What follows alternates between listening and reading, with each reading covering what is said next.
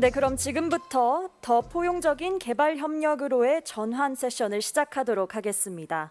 우선 이번 세션의 좌장을 맡으신 회장님을 소개해드리도록 하겠습니다. 국제개발협력학회 김성규 회장님께서는 현재 한국경제사회발전노사정위원회 전문위원, 한국국제협력단 상임연구원, 또 서울대학교 아시아연구소 국제개발협력연구센터 선임연구원으로 재직하셨으며 현재 고려대학교 아세아문제연구원 지속가능발전센터 센터장으로 재직하고 계십니다. 그럼 본 세션의 좌장이신 김성규 회장님께 마이크를 넘기도록 하겠습니다. 큰 박수 부탁드립니다.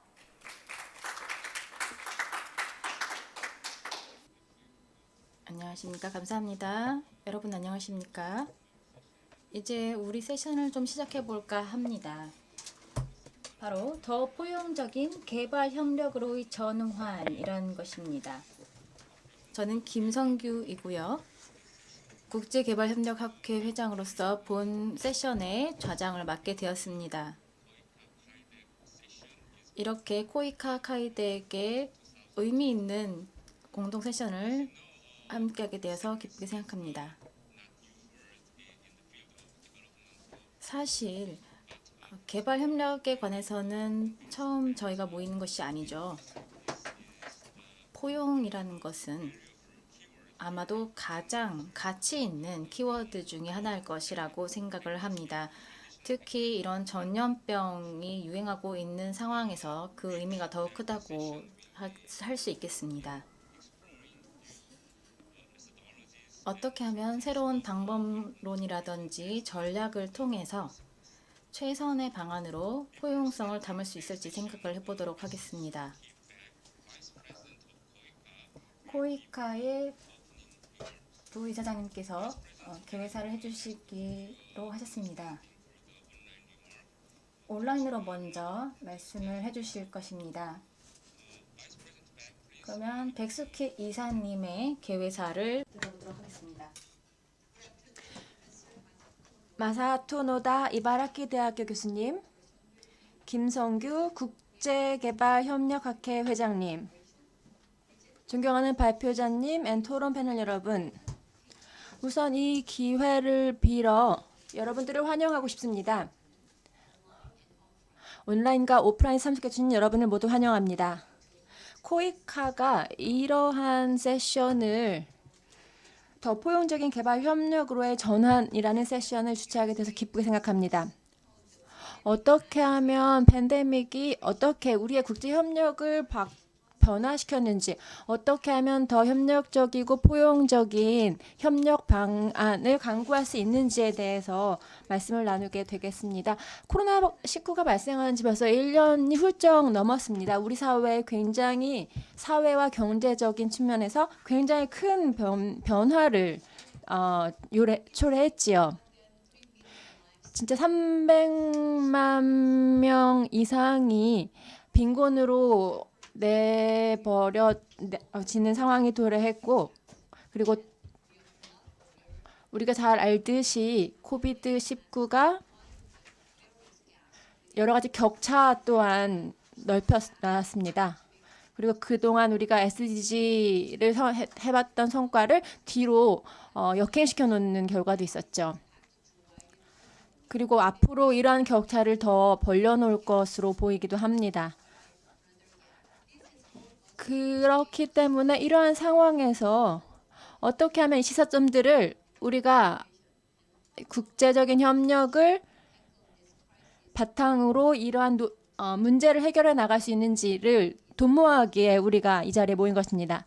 코비드-19는 경제적으로, 사회적으로 또 큰 충격이었습니다. 모든 사람들이 그 충격을 받았죠. 특히나 취약한 국가들이나 취약계층에겐 더 큰 충격이었습니다. 우리가 완전한 회복을 달성하지 않는다면 이러한 것이 다시 재발할 위험이 있습니다. 국제적인 협력이 글로벌적인 지속 가능성을 또 성장을 해나가기 위해서는 필수적인 요소가 아닐 수 없습니다. 코비드-19는 이를 위해서 이를 바탕으로 강건한 기반을 마련하고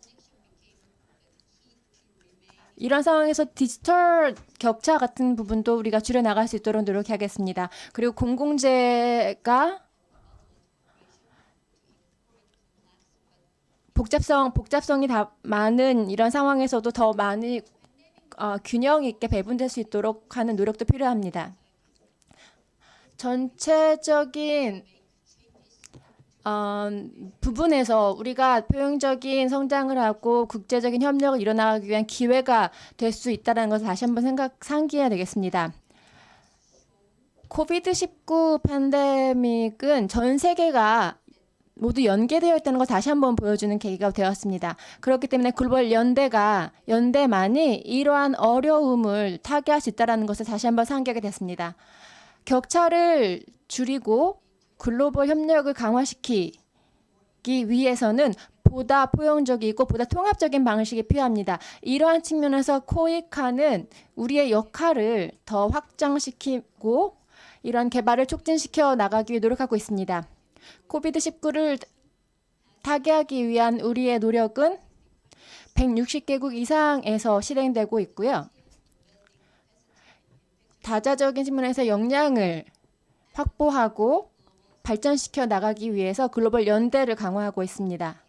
그리고 그린 ODA, 그리고 디지털 ODA 같은 부분도 회복과 위기를 예방하기 위해선 중요한 요소입니다. 이러한 부분에 대해서도 앞으로도 계속 논의를 해 나갈 예정입니다.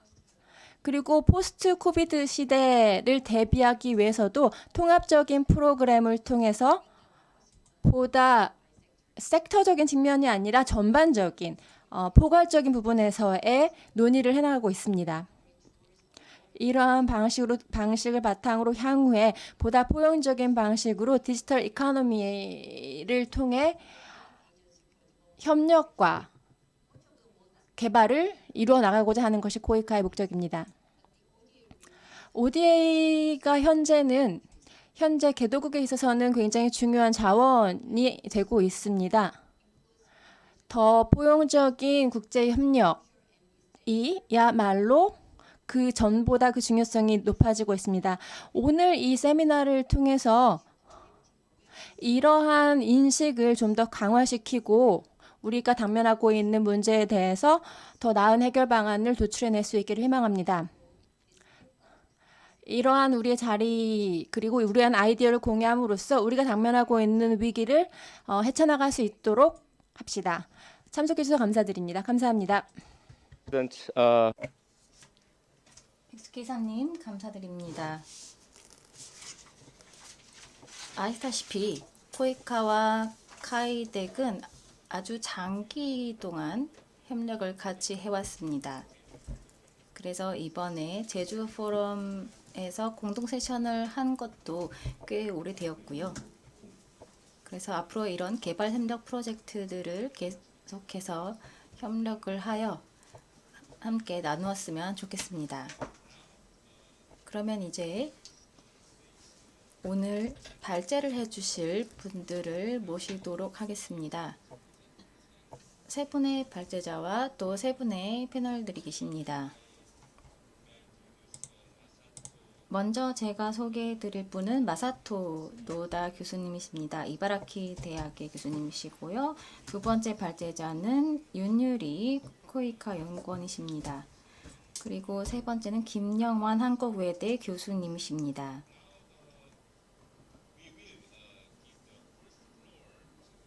그러면 첫 번째 발표를 마사토 노다 교수님으로부터 듣도록 하겠습니다.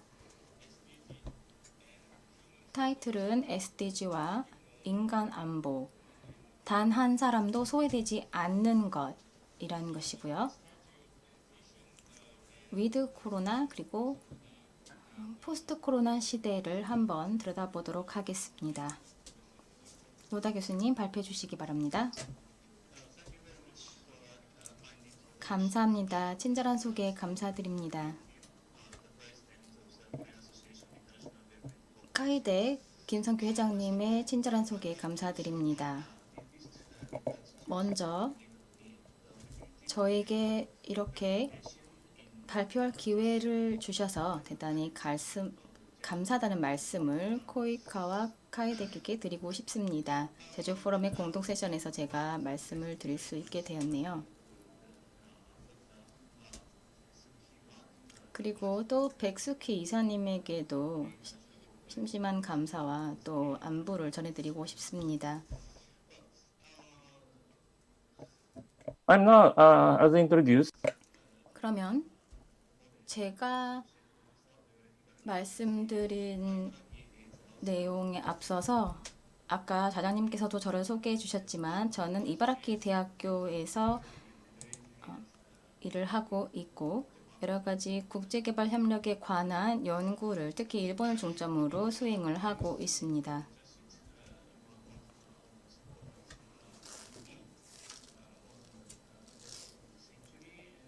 그래서 저는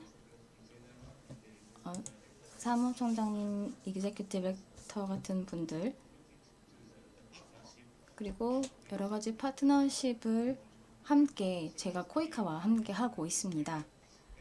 그렇기 때문에 저희 센터가 이렇게 코이카와 카이덱과 협력을 하고 있기 때문에 다시 한번 저를 초청해 주신 것에 대해서 심심한 감사를 드립니다. 저에게 정말로 소중한 기회라고 생각을 합니다.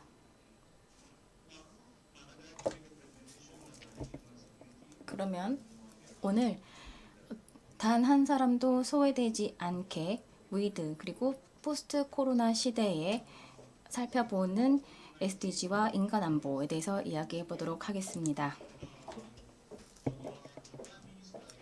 저희 일본의 총리가 제75차 유엔 총회에서 하신 말씀이 있습니다. 코로나 바이러스의 확산은 전 세계 사람들의 삶, 생계 및 존엄성을 위협하는 인간 안보 위기이다. 우리가 이 위기를 극복하기 위한 기본 원칙은 단 한 사람도 소외되지 않는 것이어야 한다라고 하셨습니다. 그래서 이것이 바로 그 근본적인 컨셉입니다. 94년도에 이런 연설을 하셨습니다. 단 한 사람도 소외되지 않는 것은 SDG에도 포함이 되었죠. 이 철학의 근간에는 바로 인간 안보가 내재되어 있습니다. 제가 오늘 말씀드리고 싶은 것은 바로 인간 안보의 컨셉입니다. 저희 일본의 개발 협력의 근간이 되는 원칙인 인간 안보는 바로 개발 협력 헌장에 나와 있습니다. 그래서 저희 자이카에서도 다루고 있는 것인데요. 그래서 모든 개인의 보호와 권한 부여를 통해서 두려움과 욕구로부터 자유롭고 존엄하게 행복하게 살 권리를 추구하는 개념이며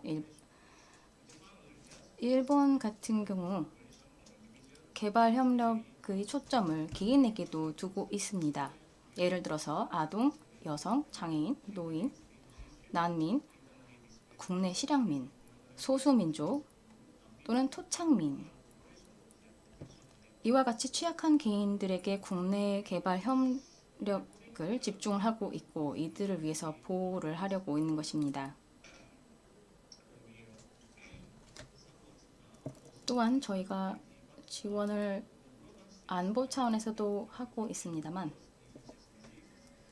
여러 가지 코로나19와 같은 질병 차원에서의 협력도 함께 하고 있고 개인들을 지원하고 있습니다. 그래서 국가 차원에서 또 개인적 차원에서도 이러한 협력이 중요합니다. 인간 안보를 다룰 때 이 인간 안보의 핵심이란 바로 인간의 자유와 인간의 성취를 향상시키는 방식으로 모든 인간의 삶의 핵심을 보호하는 것입니다. 그래서 인간 안보와 건강은 아주 긴밀하게 관련이 되어 있는 것입니다. 그래서 이것들은 서로 이렇게 상호 주고받고 있는 관계를 가지고 있죠.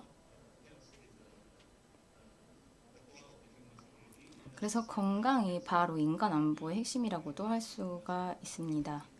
왜냐하면 건강이 바로 인간의 존엄성과 인간 안보를 실현하는 수단이기 때문입니다.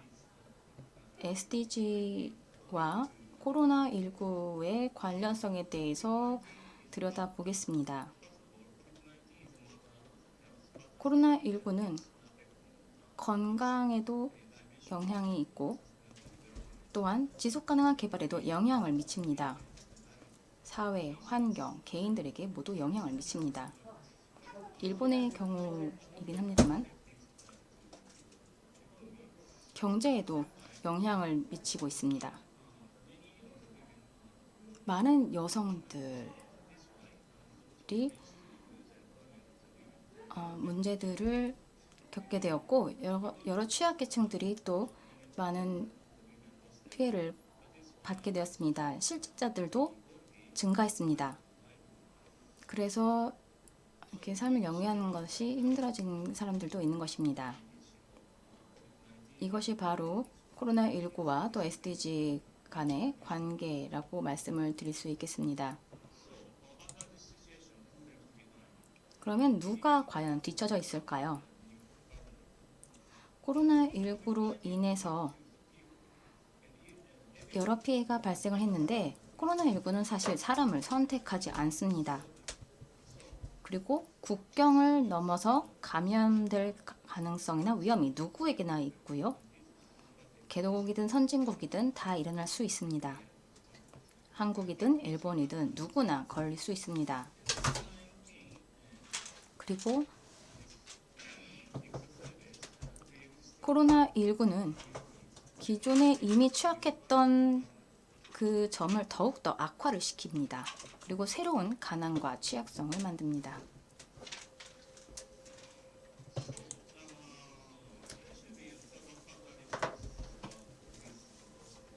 그래서 위드 코로나 그리고 포스트 코로나의 추가적인 위험들이 있고 아시아에 끼치는 영향들이 있습니다.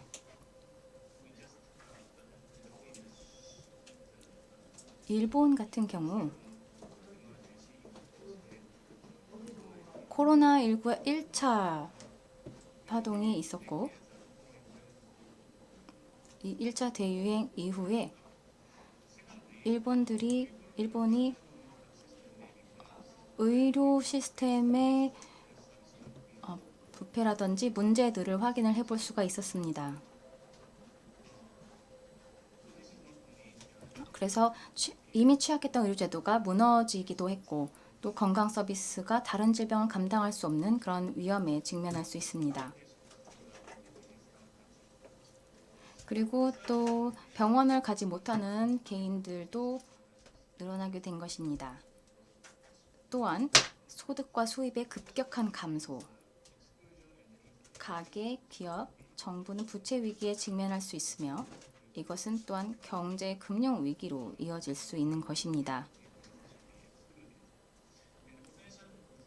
그리고 또 저소득층과 취약계층에 대한 불충분한 지원으로 인해서 사회에서 배제가 되고 또 불안정을 초래할 수 있는 것입니다. 그리고 전염병의 인적자원, 상품 및 서비스 재정, 정보 및 국제협력의 국제적인 이동을 방해하기 때문에 경제성장 잠재력과 개발 기회가 장기적으로 손상될 수도 있습니다. 또한 지역격차가 발생을 합니다. 첫 번째로 봤을 때 도시 간의 격차가 일어날 수 있습니다. 한국이나 다른 나라에서도 발생을 했을 수도 있습니다.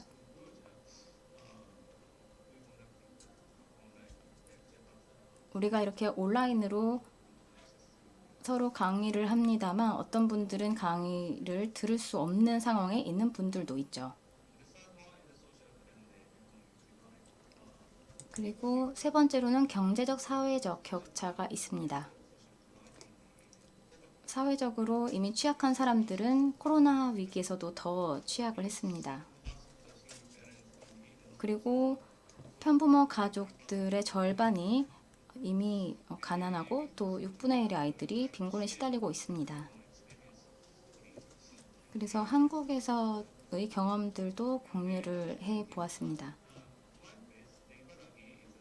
이바라키 대학 같은 경우는 프로그램을 활용을 해서 도쿄와 또 도쿄를 제외한 일본의 지역들을 대상으로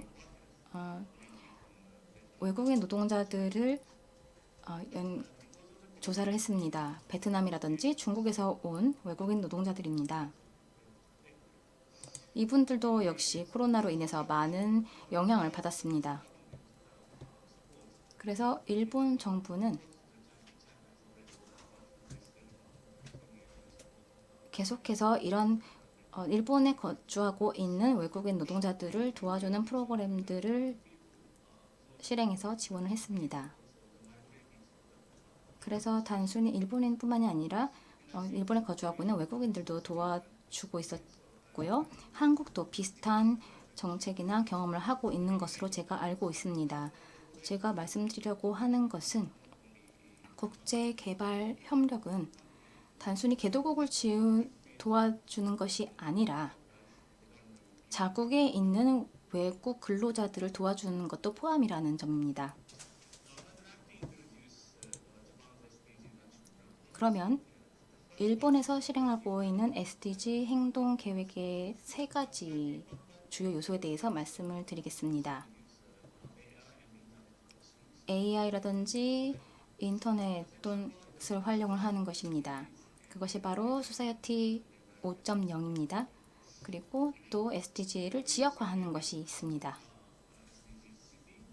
그리고 SDG 미래 도시라는 것이 있습니다. 그래서 지속가능한 개발을 위해서 설계가 된 그런 미래 도시입니다. 제가 시간이 많지가 않네요. 저도 제가 시계를 보고 있기 때문에 시간이 가는 것을 알고 있습니다. 감사합니다. 또 여성들이라든지 아동들이 취약하죠. 일본 같은 경우에는 단 한 사람도 소외되지 않게 하자라는 것을 위해서 다음과 같은 노력을 기울이고 있습니다. 저희가 도입하고 있는 메커니즘 중에 코로나19를 관련해서 기후변화 같은 이런 문제들에 취약한 문제들을 해결을 하려고 하고 있습니다. 그래서 이런 떨어져 있는 섬들에 있는 사람들을 도우려는 그런 노력들을 또 하고 있습니다.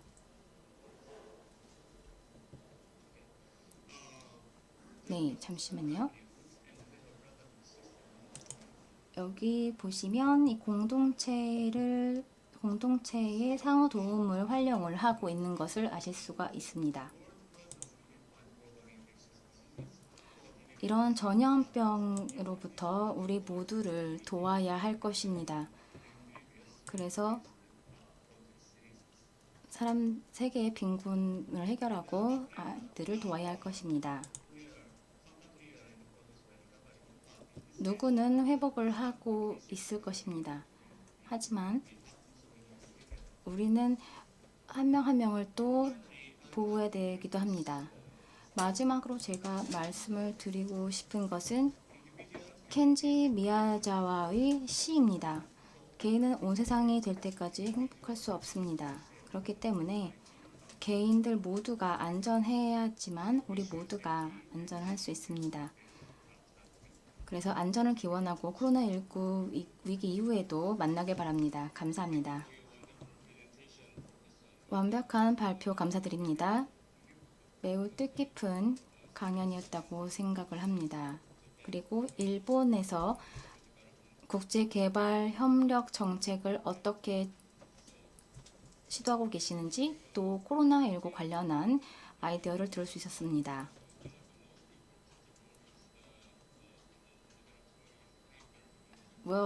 좌장이 하는 가장 중요한 역할 중에 하나가 바로 시간 관리입니다. 그래서 제가 시간 관리에 좀 초점을 두었습니다. 이해해 주셔서 감사합니다. 그러면은 이제 두 번째 발표자분을 모셔보도록 하겠습니다. 윤유리 코이카 ODA 연구정보센터 연구원이십니다. 코로나 시대 in the era of 회복을 위한 통합적 개발 협력에 대해서 발표해 주겠습니다. 여러분 윤유리 박사님을 박수로 맞이해 주십시오. 15분 엄수를 부탁드리겠습니다.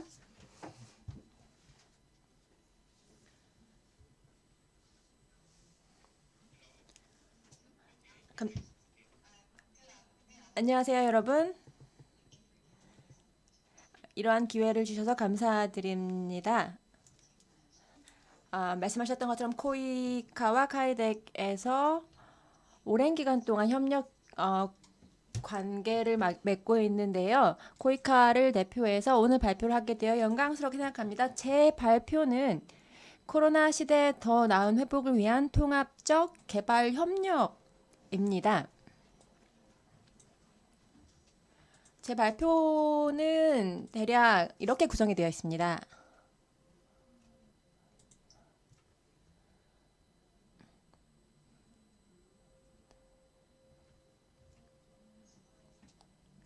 지금 슬라이드를 조정하는데 좀 문제가 있는데요.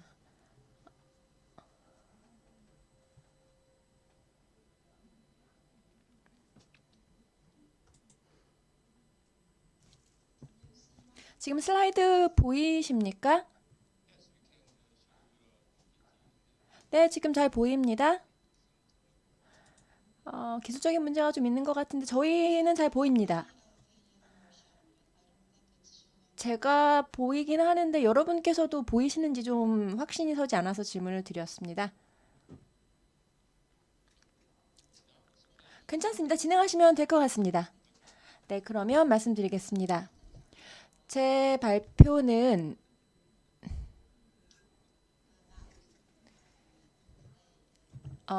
우선 이 맵을 지도를 보여드리는 것을 시작을 하겠습니다. 지금 팬데믹으로 인해서 격차가 굉장히 넓어지고 있는데요. 2021년 6월 기준입니다. 보시는 것처럼 지금 현재 1억 7천만 명의 확진자가 발생을 했고 사망자는 374만 명에 달합니다. 이런 것들이 지금 급속하게 전 세계로 번지고 있죠. 그리고 현재 전 세계적으로 백신 접종을 받는 분들의 숫자도 이제 늘어나고 있지만 격차가 좀 여전히 있죠. 그런 부분을 볼 때 새로운 위기 국면이라고도 볼 수가 있겠습니다. 지금 코비드-19는 전 세계를 여러 측면에서 변화시켜 놓았죠. 사회적인 격차가 늘어났고 넓어졌고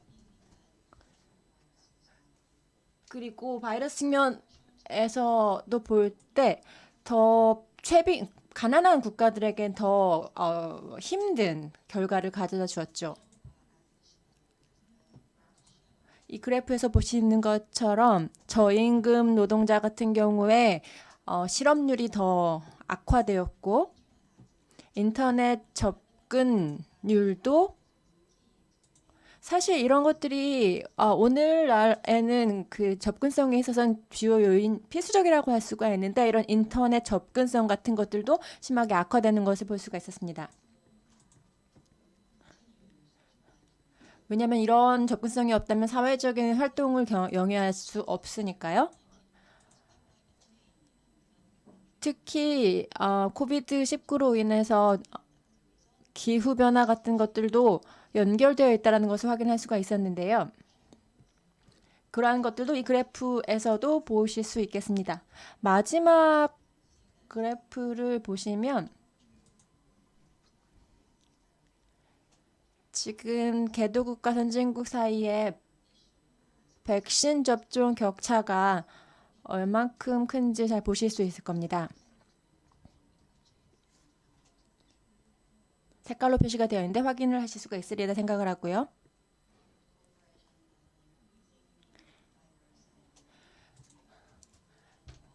개발 협력 같은 것들이 따라서 이러한 형국에서는 굉장히 여러 가지 측면에서 이루어야지고 그리고 바라봐야 한다는 것을 알 수가 있습니다.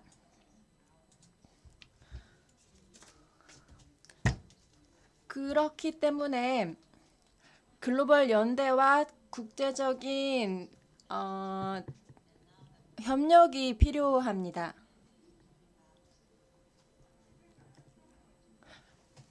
Cooperation.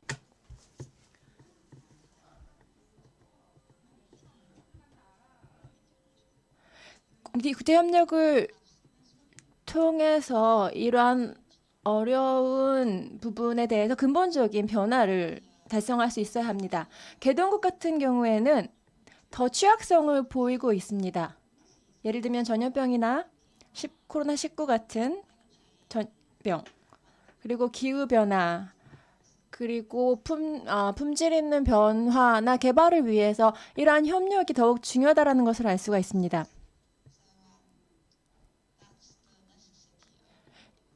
이것이 바로 개발 협력의 필요성이라고 할 수가 있습니다. 또 다른 이슈는 기부국 역시 코비드-19 문제에 당면하고 있다는 것입니다. 그렇기 때문에 자원 제공이라든지 원조 같은 것들에 영향을 미치게 되는 것이죠.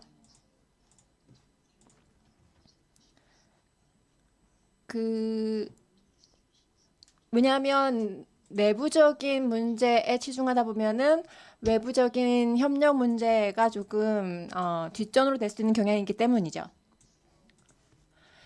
이런 상황에서 재정적인, 금융적인 측면에서 정부 개발 원조를 넘어선 더 큰 개념으로 확장되어 가고 있습니다. 그것이 바로 지속 가능한 개발을 위한 총 공적 개발 지원이라고 할 수가 있습니다. 이는 서로 개발도상국 상호 간에 지속적인 개발을 위한 상호작용 측면에서도 볼 수 있는 개념인데요. 처음 ODA가 경제적인 개발과 사회적인 개발에만 초점을 맞췄다면 총 공적 개발 지원은 더 나아가 평화와 안보 그리고 환경적인 지속 가능성에도 관심을 기울인다는 것이 그 차이라고 할 수 있습니다. 하지만 이 ODA를 이 총 공적 개발 지원이 대체하게 될지에 대해서는 아직 확실히 말씀드리기는 어렵습니다. 하지만 이러한 개념도 다시 한번 봐야 할 개념이고요.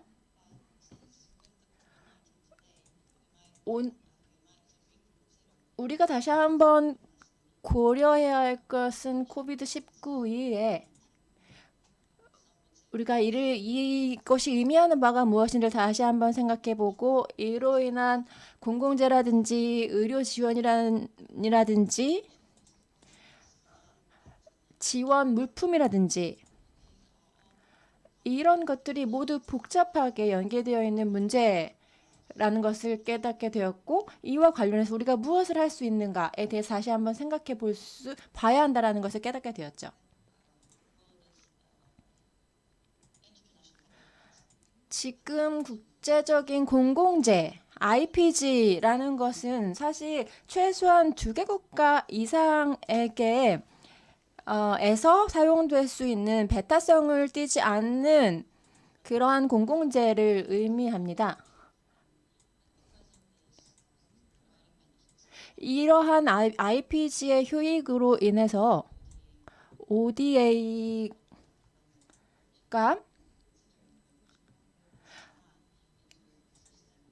이 시스템에 포함이 되어야 될지 말아야 될지에 대해서의 논의도 이루어지고 있는데 보다 포용적인 방식으로 기금 같은 것들을 사용하기 위해서는 IPG는 잠재적으로 ODA가 줄어드는 것인가라는 질문에 대해서는 조금 더 살펴보고 또 논의를 해봐야 될 부분이라고 생각을 합니다. 말씀드렸던 것처럼 코비드-19뿐만이 아니라 기후변화도 마찬가지입니다. 지금 이산화탄소를 줄인다든지 아니면 탄소 중립 사회를 달성한다든지 이러한 이슈 또한 우리가 어떻게 ODA 분야에서 고려를 해야 될지 많은 것들을 생각하게 하는 이슈라고 할 수가 있습니다. 포용성에 대해서 말씀을 드리고 있기 때문에 포용성을 더욱 확대시켜 나가기 위해서는 이번 코비드-19가 ODA에 대한 의존성이라든지 그 중요성을 더 증가시키고 있다는 점을 상기해야 되겠습니다. 왜냐하면 이러한 코비드-19 여파로 인해서 외부적인 공적 지원 같은 것들이 더 훨씬 줄어들고 있음을 확인할 수 있기 때문입니다. 코비드-19로 인해서 ODA의 의존성이 커짐에 따라서 개도국 같은 경우는 더욱 어려움을 겪고 있습니다. 실제적으로 약 7천억 달러에 달하는 금액이 그동안 지원되었던 지원 규모가 2020년까지 더 줄어들 것이라는 추정도 있습니다. 굉장히 심각하다고 할 수가 있겠습니다.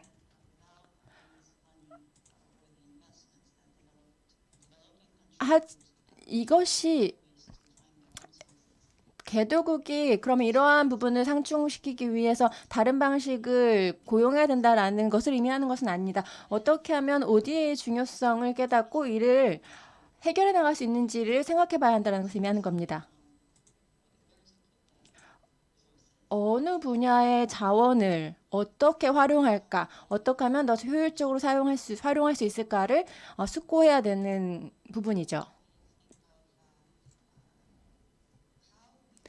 어떻게 우리가 민간 분야의 투자를 ODA로 대체할 수 있을까? 그리고 점점 증가하는 위기에 대처할 수 있을까? 이를 통해서 어떻게 더 나은 회복을 달성할 수 있을까? 이 부분에 대해서 우리는 또한 전략적인 부분을 생각해 보아야 합니다. 전략적인 부분에서 다양한 부분에 있어서 고품질의 방식으로 창의적인 방식으로 이러한 것들을 극복하기 위한 능력을 배양시키고 이러한 것들을 조직적으로 활용할 수 있는 유용한 방식으로 적용시킬 수 있도록 해야 합니다. 예를 들면 운송이라든지 도로라든지 이러한 개발협력 문제들이 글로벌 문제가 되기 때문에 ODA가 전통적인 방식으로만 그 개념으로만 남아있을지 아니면 거기에서 더 확장된 국제적인 이슈로 갈지 생각해 보셔야겠습니다. 박사님 2분 남으셨습니다. 잘 알겠습니다. 그러면 지금 글로벌 공공재에 대해서 말씀을 드렸는데요. OECD에서 회복 메커니즘과 글로벌 공공재에 대해 투자할 필요성이 있다라는 부분을 OECD에서도 강조한 바가 있습니다. 그리고 코비드-19가 국제협력 시스템을 확대시키기 위한 기회가 될 수 있다라는 의견 또한 OECD에서 제안된 바가 있는데요. 이러한 것들을 인식함으로써 ODA의 역할에 대해서 다시 한번 깨달을 수가 있고요. IPG도 마찬가지고요. 제 생각이긴 합니다만 그리고 코비드-19를 극복한 이후에 우리는 어떻게 하면 더 나은 포용적인 개발 협력을 이뤄낼 수 있을까 보자면 이러한 부분에 대해서 인식을 좀 더 높여야 할 것입니다.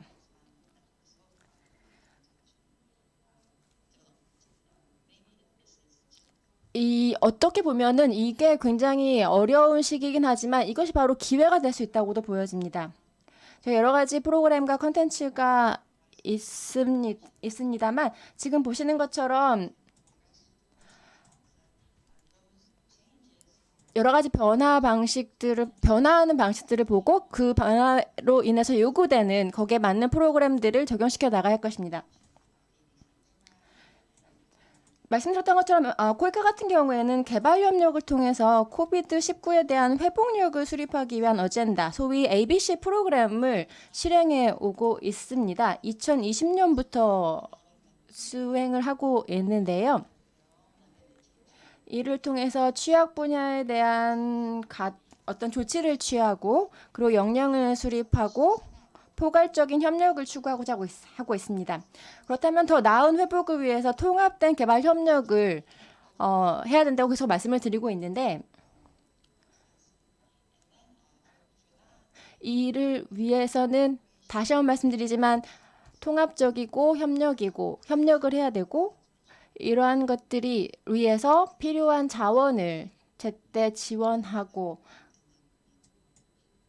그리고 이러한 것들에 대한 인식을 같이 함으로써 부분적인 회복이 아니라 진정한 회복, 더 나은 회복을 하기 위해선 완전한 회복을 실시해야 되겠습니다.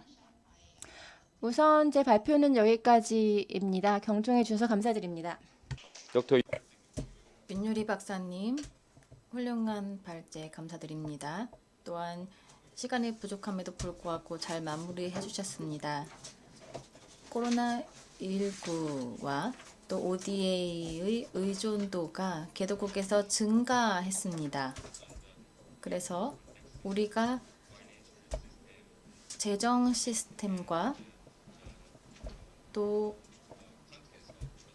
프로젝트의 컨텐츠들을 더 잘 생각해서 ODA를 잘 제공을 해야겠습니다. 또한 회복력 있는 프로그램과 포용성을 위한 프로그램에 대한 이야기 잘 들었습니다. 그러면 이제는 세 번째 발제자를 모시도록 하겠습니다. 김양환 교수님이십니다. 한국외국어대학교의 교수로 재직 중이십니다. 그리고 오늘 토픽은 코로나19가 케냐와 잠비아 어린이들에게 미치는 심리적, 사회 경제적 영향입니다. 같은 시간 드리겠습니다. 안녕하십니까. 저는 한국외대의 김영환 교수입니다. 오늘 이렇게 제조 포럼에서 발제를 할 수 있게 되어서 기쁘게 생각합니다. 슬라이드를 띄워주시면 감사하겠습니다.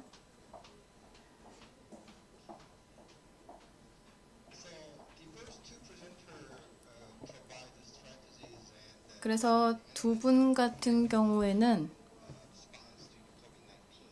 코로나19의 대응적 관점에서 말씀을 하셨는데요. 그러면 저는 케냐와 잠비아에서 어떤 일들이 일어났는지에 대해서 말씀을 드리겠습니다. 또한 사하라 이남 지역에서 발생했던 일들에 대해서 말씀을 드리려고 합니다. 두 가지의 연구 관련 질문이 있습니다. 코로나19 관련해서 첫 번째는 케냐와 잠비아의 아동들에 관한 코로나19 영향입니다. 코로나19로 인해서 어떤 영향을 아이들이 받았는지 저희가 연구를 해보았고요. 이 프로그램의 후원사는 한국에 있는 군 네이버스입니다. 특히 공동체 발전에 대한 프로젝트였습니다. 이것은 포괄적인 개발 프로젝트였고 개도국에서 많이 진행이 되고 있는 것입니다. 특히 사하라 이남 지역에서 많이 진행이 되고 있습니다. 병원을 짓거나 교육을 제공하거나 또 주민들이 필요한 그런 프로젝트들을 제공을 해주고 있습니다. 여기 보시면 아시겠습니다만 여기 보시면 아동 지원 프로그램이 있습니다. 그래서 아이 한 명당 구체적인 지원금이 정해져 있습니다. 이 프로젝트들이 군 네이버스의 후원을 통해서 진행이 되었고 제가 연구 관련 조사서를 만들어서 진행을 했습니다. 사하라 이남 지역에서 코로나19와 관련돼서 흥미로운 사실 중에 하나는 영향을 받은 그 수나 또는 사망자 수가 상대적으로 매우 적다는 것입니다. 그래서 이 사망자들의 사망 원인을 추적하기가 좀 어렵다는 문제도 있습니다. 어쨌든 코로나19로 확진된 사망자의 수는 적었다는 것을 말씀을 드리고 싶습니다. 또한 사회 경제적인 여건이 사하라 이남 지역에서는 다른 개도국과는 다른 상황입니다. 정부의 지원이 없죠. 그래서 또한 이 사하라 이남 지역은 코로나19 상황으로 인해서 국제사회의 도움을 받기도 쉽지가 않은 상황이었습니다. 코로나19가 선진국과 개도국 모두에게 큰 영향을 미쳤기 때문입니다. 여러 가지 연구들이 계속해서 진행이 되고 있습니다. 경제사회적 영향이 코로나19로 인해서 어떻게 끼쳐졌는지에 대해서 연구가 진행되고 있습니다. 여기 보시면요. 개인 또는 가족, 지역사회 아니면 아동적인 이런 구조적 측면에서 어떤 영향이 있었는지를 보고 있습니다. 가족이라든지 개인적인 측면에서 그 영향을 저희가 보고 있습니다. 공동체가 아이들을 보호를 해야 됩니다. 그렇기도 하지만 이 CDP 같은 경우에는 가족과 개인 아동들을 지원하고 있기 때문에 제가 이렇게 지원을 했고요. 인터뷰도 하고 포커스 그룹 인터뷰도 하고 또 여러 가지 서베이를 했습니다.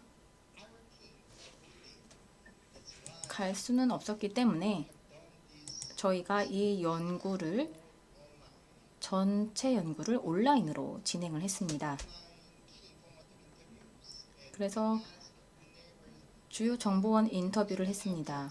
굿네이버스의 직원들이 케냐와 잠비아에 있었기 때문에 이분들을 통해서 중점 인터뷰를 먼저 했습니다. 그래서 핵심 정보를 먼저 파악할 수 있는 그런 조사를 했습니다.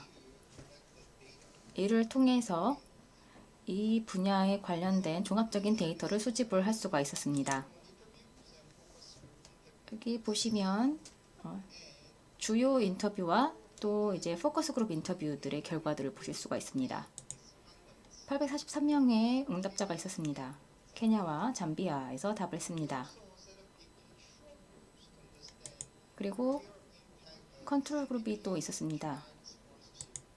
바로 아동 후원 프로그램 대상자들이었습니다.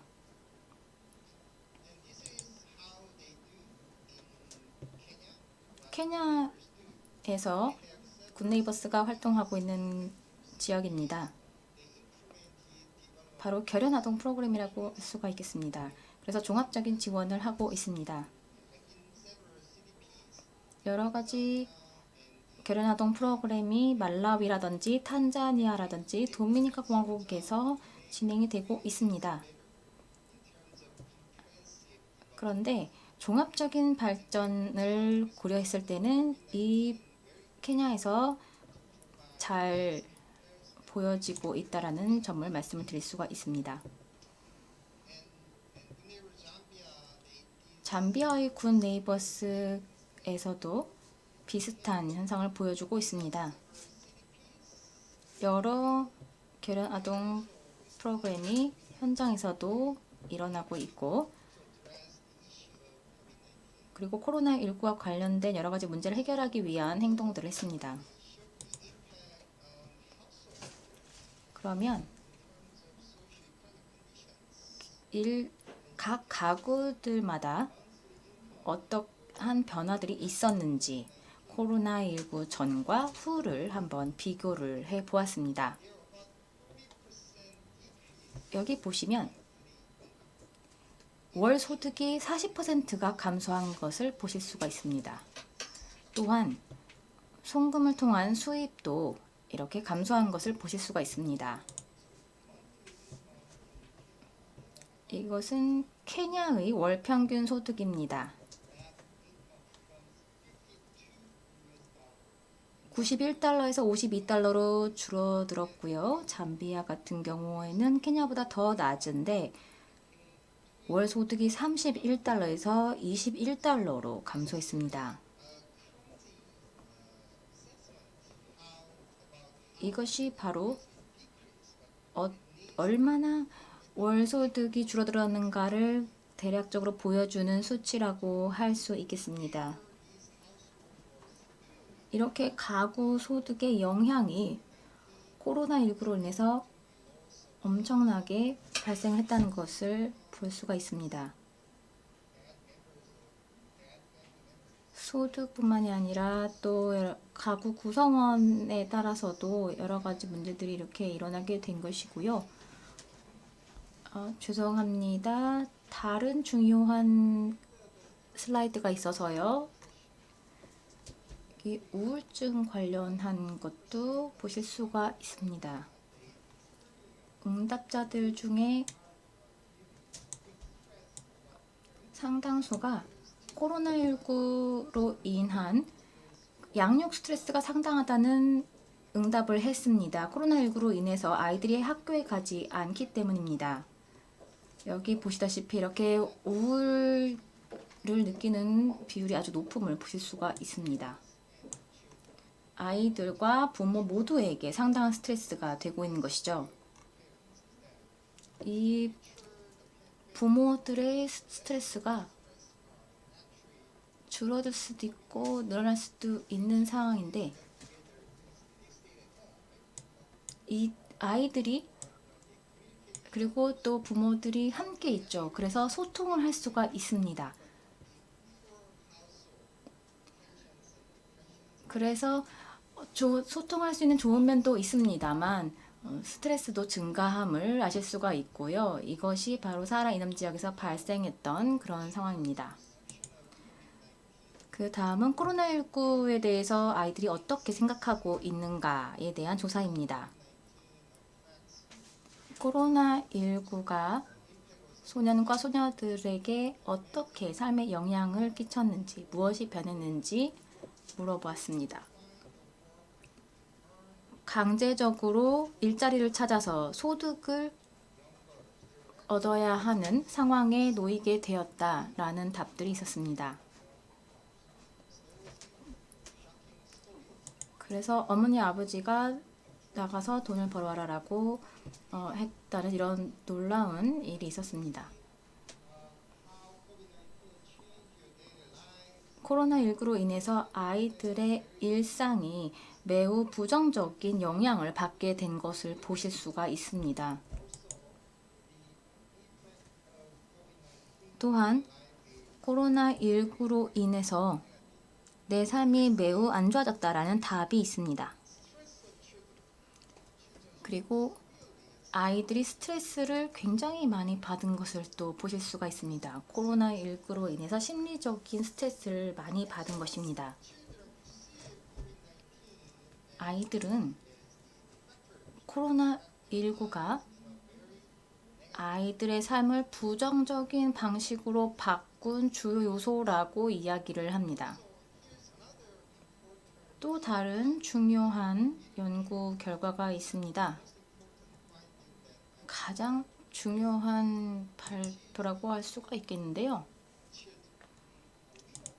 아이들의 희망입니다. 이 인덱스를 통해서 저희는 아이들이 어떻게 미래에 대해서 생각하는지, 희망차게 생각을 하는지 아닌지에 대해서 연구를 해보았습니다. 여기 보시면 회의적인 엄마를 둔 아이들이 있는데요. 굿네이버스의 결연 혜택을 받지 못하는 그런 부모들입니다. 그리고 또 혜택을 받는 그룹이 있고요. 그래서 여기 보시면 CDP를 받는 사람, 받지 않는 사람, 부분적으로 받는 사람들이 있고요. 이렇게 조금 차이가 있는 것을 보실 수가 있을까요? 전혀 후원을 받지 못하고 있는 분이 여기 보이죠. 이분들 같은 경우에는 희망찬 미래를 생각하는 그 비율이 훨씬 낮음을 알 수가 있습니다. 굿네이버스가 현장에서 CDP와 이 결연아동 프로그램을 통해서 하고 있는 것이 아이들에게 사람들에게 미래에 대해서 좀 더 긍정적으로 희망차게 생각해 볼 수 있는 기회를 주는 것이라고 생각이 됩니다. 아이들이 미래에 대해서 생각하는 것이 CDP의 영향을 받는다는 것입니다. 저희가 이렇게 연구를 해서 결과를 내어 보니 아동 결연 프로그램이 아이들 중에서도 혜택을 받는 아이들에게 좀 다른 아이들에 비해서 더 밝은 미래를 꿈꿀 수 있게 해준다는 것을 알 수 있었습니다. 그리고 다음은 코로나 이후의 계획과 전략이 되겠습니다. 코로나가 2년, 10년 얼마나 영향이 계속될까요? 우리가 어떤 코로나19 관련된 개발 협력을 생각을 해봐야 된다고 생각을 합니다. 감사합니다. 사회 경제적 영향을 코로나19 그리고 케냐 잠비아의 아동들과 연결해서 생각해 볼 수 있는 기회를 주셨습니다. 또한 코로나19와 또 아동 결연 프로그램의 영향에 대해서도 생각을 해볼 수 있게 해주셨죠. 아이들을 후원해주는 이런 프로그램이 코로나19와 같은 전염병 시대에 어떤 영향을 미치는지 알 수 있었습니다. 발표 감사드립니다.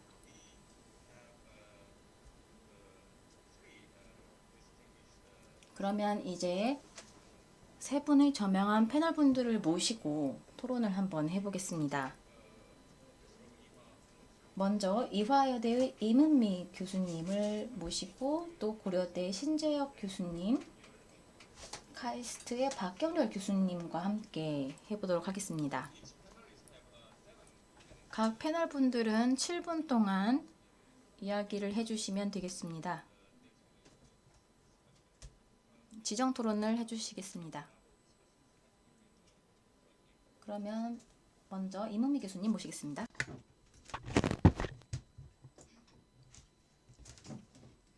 여러분 안녕하십니까? 먼저 오늘 이 자리에 참석할 수 있게 주셔서 감사의 말씀을 드리고 노다 교수님께 또 통찰력 있는 발표 감사의 말씀을 드리겠습니다. 그럼 바로 본론으로 좀 들어가 보도록 하겠습니다. 발표를 하기보다는 제의 관점, 노다 교수님의 발표에 대한 제 관점을 좀 공유하는 거로 보시면 되겠습니다. 우선 교수님께서는 누가 소외되고 있는가에 대해서 말씀을 해주셨습니다. 새로운 빈곤층 그리고 올해 이전부터 계속된 빈곤층에 대해서 말씀을 하셨는데 사실 누구나 다 이 전염 팬데믹으로 영향을 받았죠. 특히나 일본의 개발 협력에 있어서는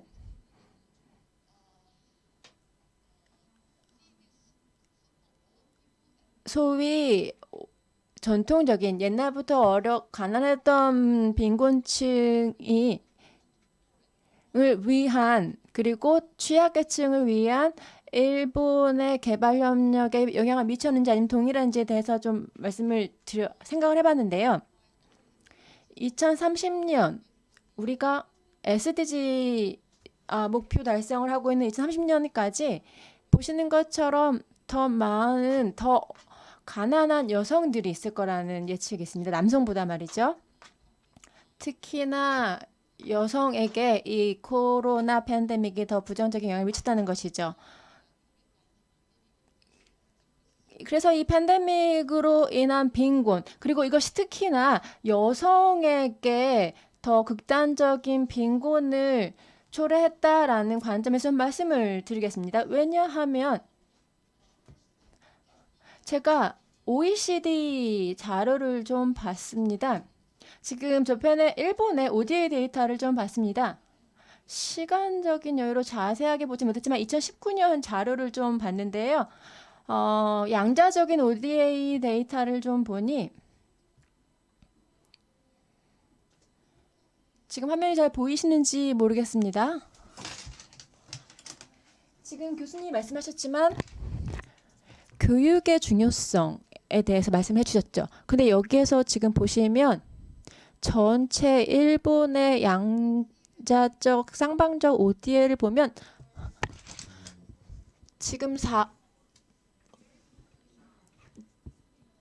지금 교육 부분에 할애된 부분이 잘 보일 수 없다라는 점을 보실 수가 있을 겁니다. 다음을 좀 보시면 누가 그럼 취약계층일까요? 포용 성장에 대해서 말씀을 하실 때 지금 소수 인종이라든지 여성, 아이들 말씀을 하시지만 저는 여성에 대해서 좀 초점을 맞춰 말씀을 드리겠습니다. 교수님 보시는 것처럼 성평등을 위한 그리고 여성에게 권한 이양을 위한 일본의 지원 2019년도에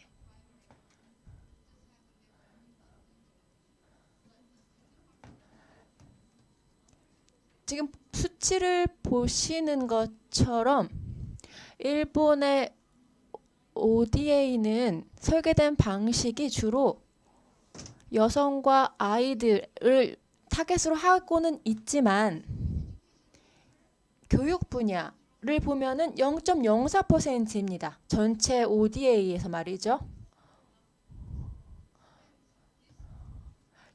굉장히 수치로 보시면은 여성이 어떻게 지원을 받았는지 보실 수 있는 부분입니다.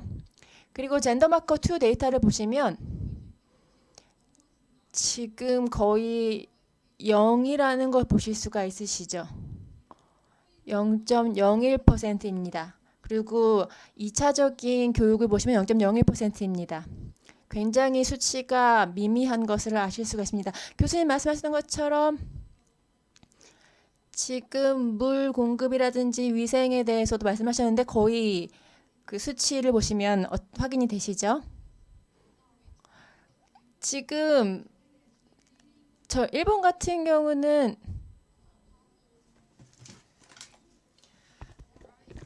협력에 있어서 굉장히 선두적인 위치를 하고 있는 국가인데 사실 이 수치를 보면 과연 그렇게 말할 수 있는가 의구심을 품지 않을 수 없습니다. 제가 드리고자 하는 말씀은 교수님 말씀하셨던 것처럼 중요한 점, 즉 일본이 아무도 그 누구도 소외되지 않게 한다.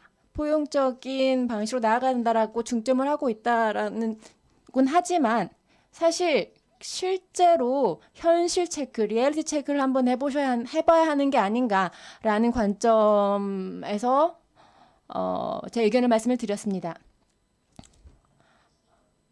그리고 이게 올바른 표현일지는 모르겠습니다만 우리는 정말로 다시 한번 일본의 코비드 대응 방식에 대해서 전통적인 빈자들 그리고 새로운 빈자들 특히 전통적인 빈자들에 대한 일본의 코비드 대응 방식에 대해서 다시 한번 생각해보고 다시 한번 고려해봐야 하지 않을까 생각을 합니다. 새로운 취약계층의 측면에서요. 그래서 질문을 좀 드리겠습니다. 교수님께서는 이 코비드-19가 일본의 ODA 개발 전략에 있어서 터닝 포인트가 될 수가 있을까요? 포용적인 개발 측면에서 그렇게 터닝 포인트가 될 수 있으리라고 생각을 하십니까? 그리고 어떤 변화가 있었는지 어떤 개혁적인 성과가 있었는지 정부적인 측면에서 그런 점을 좀 말씀을 해주시기를 질문을 드립니다. 흥미로운 관점 감사드립니다. 그렇다면 두 번째 의견을 말씀해 주실 분을 모시겠습니다.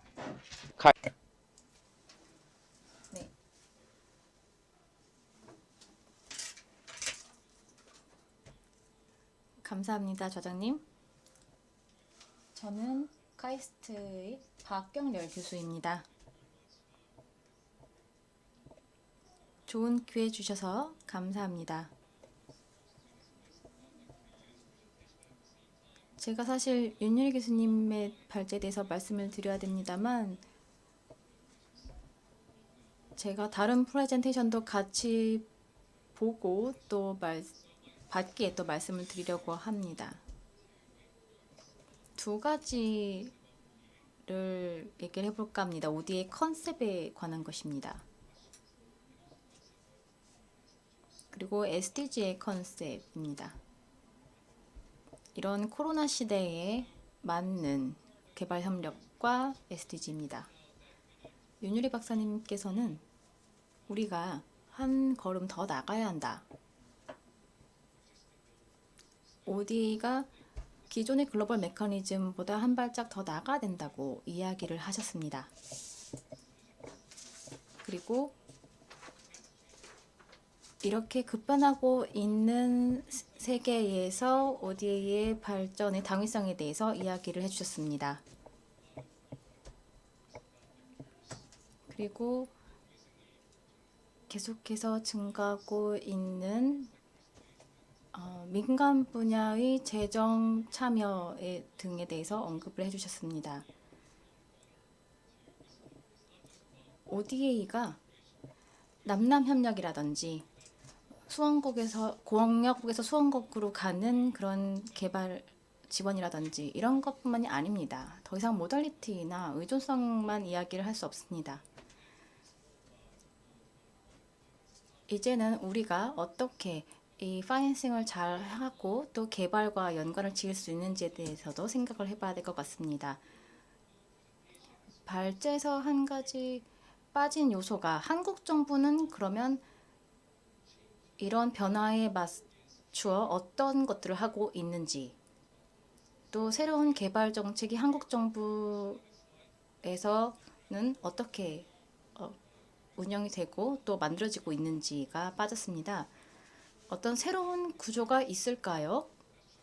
이렇게 급변하는 상황을 반영하는 그 한국 정부의 새로운 그 개발협력 정책에 대해서 묻고 있는 것입니다. 그리고 여러 가지 섹터의 데이터들을 비교를 해주셨습니다. 데이터부터 먼저 공유를 해주시고 그런 다음에 단일 창구로만 협력을 강화해서는 우리가 하고 있는 것 그리고 그 수원국에서 실제로 필요로 하고 있는 것과의 그 갭을 우리가 줄여야 하기에 이 문제를 해결하기 위해서 어떤 목표를 세우고 이 에이전시에서 활동하고 있는지 궁금합니다. 그리고 또 다른 질문이 SDG가 여전히 관련성이 높고 효과가 좋다고 말씀을 하고 계시는데요. SDG가 목표 연도가 2030년이긴 합니다만 코로나19로 인해서 이 지속가능 개발 목표가 어쩌면 최적의 프레임워크가 개도국에게는 아닐 수도 있다라는 생각을 하게 됩니다. 여러 가지 코로나19와 관련해서 개발 측정이 여러 가지 이미 이루어지고는 있긴 합니다만 이 모든 것들이 서로 연결이 되고 있죠. 지난 5년간 2015년부터 2020년까지 코로나 발생 직전에요. 저희가 KSDG를 만들었습니다. 한국형 SDG를 저희가 만들었는데요. 그래서 시민사회 기구들을 포함해서 여러 가지 프로세스들을 만들었습니다. 노다 교수님의 발표를 통해서 SDG의 액션 플랜 대해서도 제가 배울 수가 있었습니다. 공연국의 입장을 배울 수가 있었는데 SDG 자체가 이제는 그 구조를 좀 더 타당성 있게 바꾸고 또 건강을 중점으로 하는 행동 계획을 만들어야 된다라는 것을 알 수 있었습니다. 그리고 SDG의 구조를 재정비하는 것이 필요합니다. SDG가 정부가 만약에 프레임을 바꾸고 또 사람들의 생존을 더 강화할 수 있도록 바뀌어야 한다고 생각을 합니다. 개발 자체가 웰빙과 관련이 있습니다. 경제가 아무래도 감소되면서 좀 영향이 없을 수는 없겠습니다. 박 교수님 감사합니다. 그러면 이제 마지막 발제자로 넘어가 보도록 하겠습니다. 고려대의 심재혁 교수님의 토론을 또 7분 동안 듣도록 하겠습니다. 감사합니다. 김 교수님의 연구에 대해서 좀 말씀을 드려보고자 합니다. 교수님께서 굉장히 유용한 연구를 해주신 것 같습니다. 특히나 어린아이들에 대해 초점을 기울이셨는데요. 아프리카 지역 케냐, 잠비아의 어린이들에게 초점을 기울이셨는데 제 생각에는 이 지역의 어린아이들은 더 취약하다고 생각을 합니다.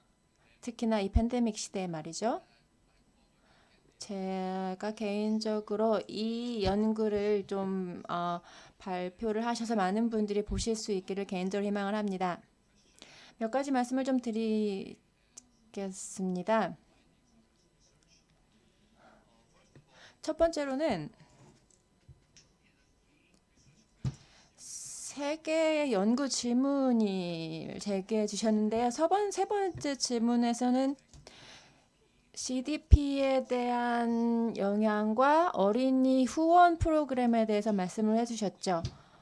교수님께서 CDP의 영향과 어린이 후원 프로그램 및 코비드-19이 미친 영향에 대해서 말씀을 해주셨는데 굉장히 시의적절하고 많은 것들을 생각하게 해주시는 질문이 아니었나 합니다.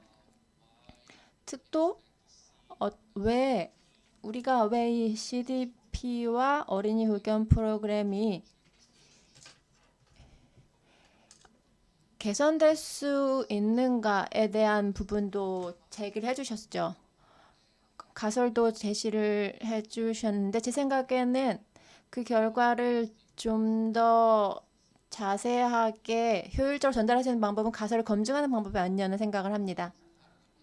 시간 제약 때문에 모든 결과를 발표하시진 않았는데요. 제가 살펴보니까 굉장히 흥미로운 부분들이 많이 있었습니다. 분석 결과도 그렇고요.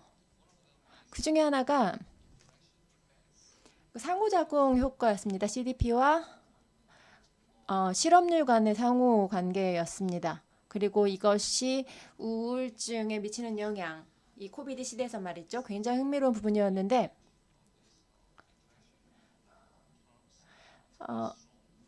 이런 상관관계가 굉장히 강하다라는 것을 볼 수가 있었고 그 상관관계를 시각화로 해주셨는데 말씀하셨을 때는 사실 좀 어려웠지만 이 시각화를 하면은 그 상관관계가 강하다라는 것을 좀 더 쉽게 이해할 수가 있었습니다. 어린이들의 코로나19에 대한 인식에 대해서도 말씀을 해주셨는데요. 제가 정말 흥미를 가졌던 부분은 두 개 국가, 잠비아와 케냐 사이의 차이였습니다. 학교 출석률에 있어서 어떤 영향을 미쳤는가, 그 차이점이었습니다. 잠비아 같은 경우에는 출석률이 영향을 받지 않는 듯 했습니다. 하지만 케냐에서는 학교 출석률이 증가함에 따라서 아이들의 코비드-19에 대한 인식이 더 나아지고 있다는 것을 알 수 있었습니다. 따라서 학교 출석률, 등교율이 굉장히 중요하다는 것을 알 수가 있었습니다. 또한 교수님께서 아이들이 재해나 위기에 대한 인식이 부모님들로부터 영향을 많이 받는다라는 결과를 말씀을 해주셨죠. 그리고 연구 결과로도 증명을 해주셨는데 굉장히 중요한 시사점을 주는 결과라고 생각을 합니다. 마지막으로 말씀을 드리면 정책적인 시사점입니다. 그 교수님의 이 연구 결과가 정책적으로 볼 때 CDP와 어린이 후견 프로그램이 어린이들의 사고 방식과 인식에 굉장히 큰 영향을 줄 수 있다라는 것이고 이러한 점을 다시 한번 강조해 말씀을 드리고 싶습니다. 경청해 주셔서 감사드립니다. 이제 Q&A 세션으로 넘어가 보도록 하겠습니다. 온라인 참석자분들도 함께 이렇게 자리를 해주셨는데 시간이 좀 촉박한 관계로 여기 계시는 분들의 코멘트와 또 질문들을 받도록 하겠습니다. 2분 드리도록 하겠습니다. 먼저 노다 교수님부터 하고 그리고 윤유리 연구원님 이렇게 교수님 넘어가도록 하겠습니다.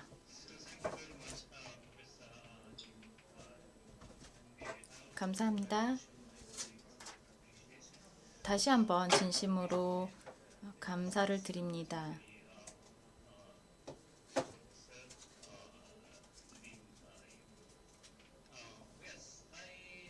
여러 패널 분들의 의견 잘 들었습니다. 먼저 제가 말씀드리고 싶은 것은요.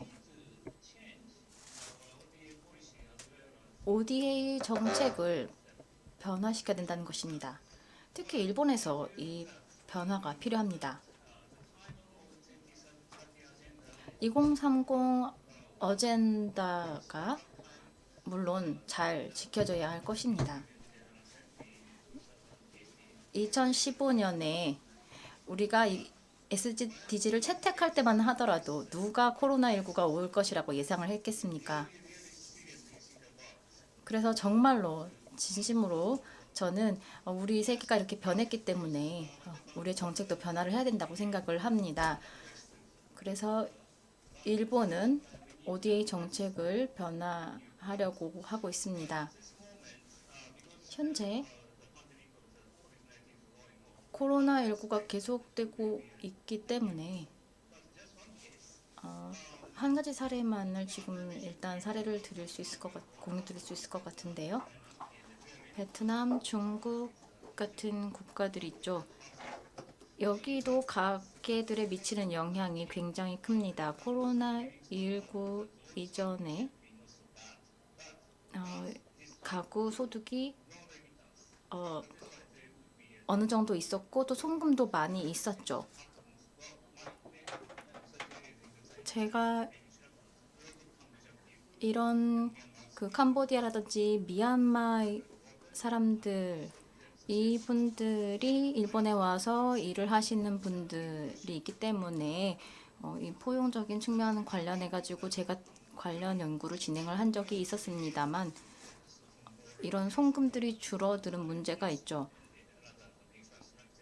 그래서 인프라도 중요하고 글로벌 개발 협력들이 이런 것들도 중요하긴 합니다만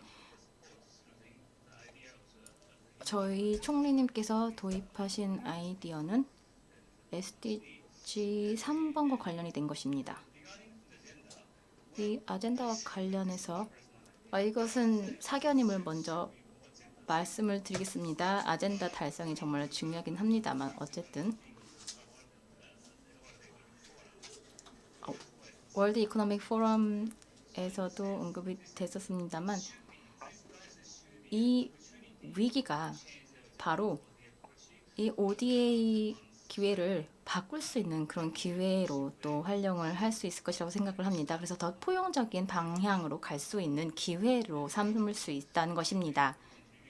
이 전염병을 오히려 잘 연구를 하고 또 잘 활용을 하면 오히려 정책적인 방향이 더 포용적인 방향으로 갈 수 있을 것이라고 생각을 합니다. 감사합니다. 노다 교수님 감사합니다. 그러면 윤유리 교수님, 박 연구원님. 의견 감사드립니다. 간단히 말씀을 드리겠습니다. 먼저 우리는 코비드-19가 모든 것을 변화시켰다는 것에는 이견이 없다고 생각합니다. 그리고 그동안 숨겨져 있던 것들이 무엇인지, 우리가 간과하고 있었던 것이 무엇인지를 잘 보여주는 계기가 되었다고 생각합니다. 그리고 그런 것에 우리가 초점을 기울이고 있죠. 그리고 우리가 무엇을 하고 어디에 지금 어떤 상황에 있는지 이러한 것들을 잘 판단하고 정부가 ODA 투자 그리고 이러한 것들을 잘 연계해서 활용함으로써 향후에 이러한 위기에 더 잘 대응할 수 있는 방식으로 나갈 수 있도록 해야 된다는 것. 그리고 지속적으로 정부 그리고 저희 코이카 같은 경우에도 전체적으로 큰 그림, 큰 프레임에서 이러한 것들을 인지하고 대처해 나가야 되겠다는 점에선 저도 동의합니다.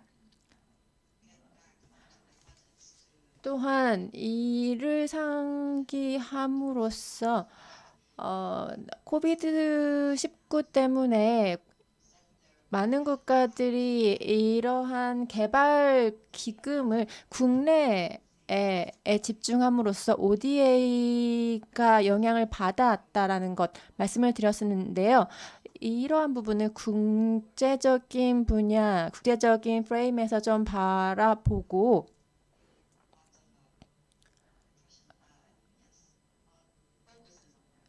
초점을 기울이면서 이것들이 주는 시사점에 대해서 다시 한번 생각해 봐야 된다는 점에서 동의를 합니다. 저희가 슬로건이라든지 타이틀이라든지 아니면 지침이라든지 이런 것들이 더 나은 ODA 방향을 차지한다라는 것이긴 하지만 지금 저희가 하는 방식을 꾸준히 해 나감으로써 작은 변화를 추구하고 이런 작은 변화들을 모아서 원하는 변화를 이뤄 나가면 되지 않을까 합니다. 특히나 디지털화 관련해서 저희 코이카에 하고 있는 프로젝트에서는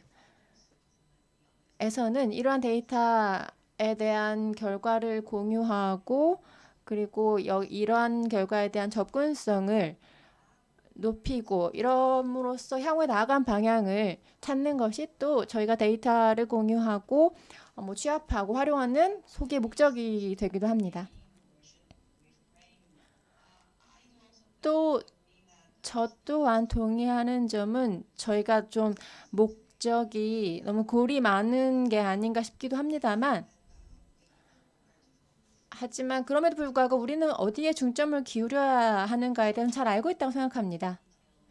그렇기 때문에 그러한 부분을 상기해서 그러한 부분은 좀 더 상세하게 미래를 향해 나아가는 방향을 설정하고 그렇게 한다면 더 나은 리커버리, 회복을 하기 위한 방안을 찾을 수 있다고 생각합니다. 네, 마지막으로 질문하도록 하겠습니다. 신 교수님께서 이야기를 하셨는데 사실 제가 시간이 없어가지고 다 말씀을 못 드렸어요. 첫 번째는 CDPN 이것이 어떻게 정말로 스트레스를 낮추었는지 이것에 관한 관련성이 좀 궁금합니다. 그리고 마을 전체의 보호를 제공을 한 것인지 그리고 가족들을 위해서도 어느 정도의 후원이 있었는지 그리고 또 공동체 수준, 가족 수준에 이런 지원이 있었을 때 다른 아이들보다 희망에 찬 미래를 꿈꾸는 그 정도가 더 높았는지 이것과 관련해서 CDP의 영향을 말씀해 주시면 좋겠습니다. 그리고 또 아동보호를 위해서 우리가 무엇을 할 것인가 생각을 해봐야 될 것 같습니다. 우리가 사하라 이남 지역의 아동들을 도와야 하는 것은 당연한 것입니다. 특히 카운셀링을 좀 제공을 해줘야 될 것 같습니다. 경제적인 지원도 필요할 것입니다. 이런 코로나19 상황에서는 코로나19 이후에도 여러 가지 스트레스가 있을 것이고 적절한 그런 후원과 또 어떤 지원이 케냐와 잠비아에 있어야 될 것입니다. 그러면 이것으로 오늘 저희가 준비한 세션을 마무리하도록 하겠습니다. 참석해 주신 모두 분들께 진심으로 감사의 말씀을 드립니다. 감사합니다. Thank you very much. 네, 다시 한번 무대 위 좌장, 발표자, 토론자분들께 큰 박수 부탁드립니다. 네, 이것으로